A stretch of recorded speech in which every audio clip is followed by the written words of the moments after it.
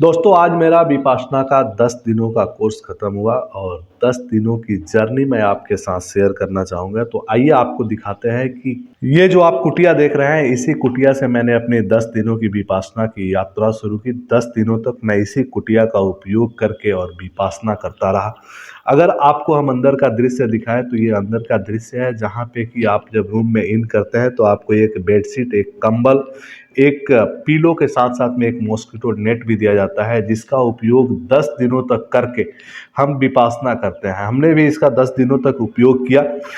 ऊपर का अगर दृश्य दिखाएं इस कुटिये का, तो ऊपर में फूस और बांस से बनी हुई इस कुटिये की पूरी संरचना है। पूरा ढांचा इसका फूस और बांस का। इसी में आपको पंखे भी मिल जाएंगे, लाइट की भी सुविधा है। हर एक चीज़ आपको दिया गया है ताकि जो भी साधक आए उनको किसी तरीके की परेशानी ना हो। इसमें एक कुटिया में 2 लोग रहते हैं, जहाँ पे कि 2 बेड लगे हुए हैं। वैसे मेरे साथ कोई नहीं था, एक ही बेड था। बाहर का दृश्य अगर आपको दिखाएं तो ये बाहर का दृश्य है, जो कि बड़ा ही आनंदित महसूस कराता है। बिल्कुल प्राकृतिक से नज़दीक, और पेड़ पौधे की इस तरीके से खातेदारी की गई है यहाँ पे, जैसे कि इंसानों की भी नहीं की जाती है। यहाँ पे हर एक पेड़ पौधे की अच्छी सी रंगाई पुताई, जड़ों में अच्छे से इसका रंगाई पुताई किया गया है। पूरे साफ सुथरे इसके माहौल को बनाया गया है। बाहरी माहौल पूरा साफ सुथरा है इसका।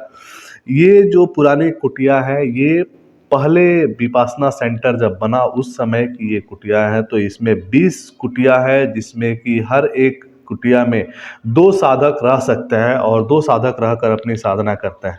नए ब्लॉक्स भी बनाए गए हैं, जहाँ पे कि पक्के मकान बने हैं। अलग अलग ब्लॉक्स अब बना दिए गए हैं, जिससे कि साधकों को कोई परेशानी नहीं हो।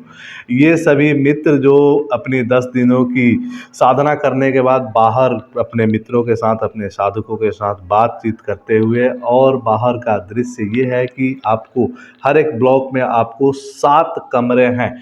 3 ब्लॉक है जिसमें कि 7 कमरे आपको मिल जाएंगे, और बाहर का ये नज़ारा आपको और भी आनंदित महसूस कराएगा। इतना शांत माहौल, इस तरीके का माहौल जो कि आपको हर तरफ से पॉजिटिव एनर्जी देता है। ये धम्मा हॉल है। धम्मा हॉल इट मीन्स कि धम्मा एक पाली शब्द है जिसका मतलब होता है धर्म। यहीं से हम 2 गेट है, मेल और फीमेल का, जिससे कि हम अंदर एंट्री करते थे धम्मा हॉल के अंदर, और अपनी साधना यहाँ पे करते थे।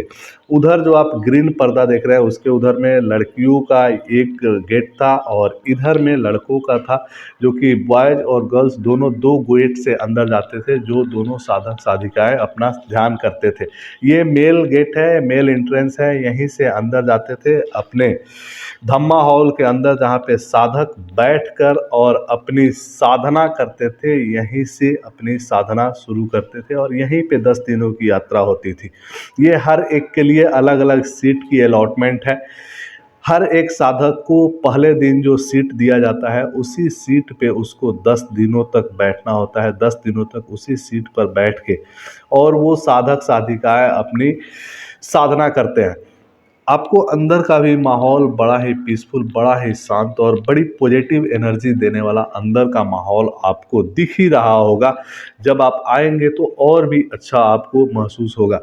ये बाहर के माहौल है। बाहर में आपको हर तरफ में नीचे में एक पक्की सड़क सी बनाई गई है, ताकि साधक को बरसात के दिनों में भी कोई परेशानियां ना हो और अपने मकान से और धम्मा हॉल तक आसानी से आ पाए। ये पूरे बाहर के दृश्य हैं धम्मा हॉल के, जो कि बैक साइड से, फ्रंट साइड से, और बाहर के काफ़ी स्पेस है धम्मा हॉल के अगल बगल में, जो कि बाहर में भी काफ़ी स्पेस मिलते हैं। ये जो आप पीछे का दृश्य देख रहे हैं, पीछे की सीढ़ियाँ देख रहे हैं, इसी सीढ़ियों से महाराज जी जो यहाँ के आचार्य होते थे, वो आचार्य इसी सीढ़ियों से अंदर जाते थे।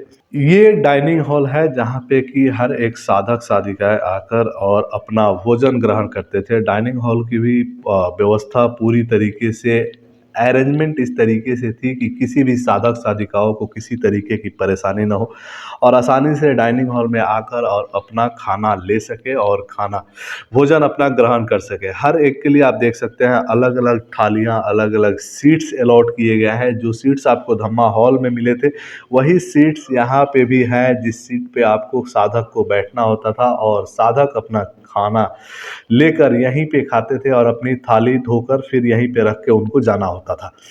ये आपका किचन एरिया है जहाँ पे कि यहाँ पे सभी जो भी भोजन होते थे उनको सही तरीके से अरेंज किया जाता था। यहीं से साधक आकर और फिर अपना भोजन ग्रहण करते थे। ये डेली का रूटीन लगा हुआ था अंदर में डाइनिंग हॉल के अंदर, जिससे कि साधक साधिकाओं को कोई परेशानी न हो कि कब क्या करना है, उसके लिए किसी से पूछना नहीं पड़े। और वैसे तो धर्म सेवक इसकी सारी जानकारी रखते थे और घंटी बजाकर सब साधकों को अलर्ट करते रहते थे। साथ ही आपको कुछ इंस्ट्रक्शंस भी दिए हुए थे कि आपको क्या क्या चीजें करनी है इस धम्मा हॉल के अंदर, इस प्रेमिसेस के अंदर, और क्या आपको नहीं करनी है उसकी भी जानकारियां दी गई थी। अंत में ये कुछ फोटोज जो कि अंत में सभी साधकों ने गुरु जी के साथ और जो सभी साधक साधिकाएं थे उनके साथ लिए। लास्ट में सारे लोगों ने यही फोटो सेशन के बाद अपनी यात्रा यहाँ से खत्म की और बड़ा ही आनंदित माहौल था। तो उम्मीद करेंगे कि आप भी इस माहौल को काफी इंजॉय किए होंगे और विपासना के बारे में पूरी जानकारी कि विपासना से क्या क्या फायदे मिलते हैं, कैसे आप विपासना का उपयोग करके अपने जीवन को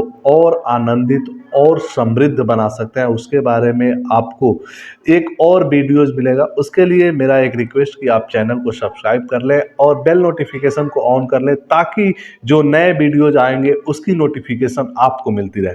मिलेंगे फिर नए वीडियो में, तब तक के लिए धन्यवाद।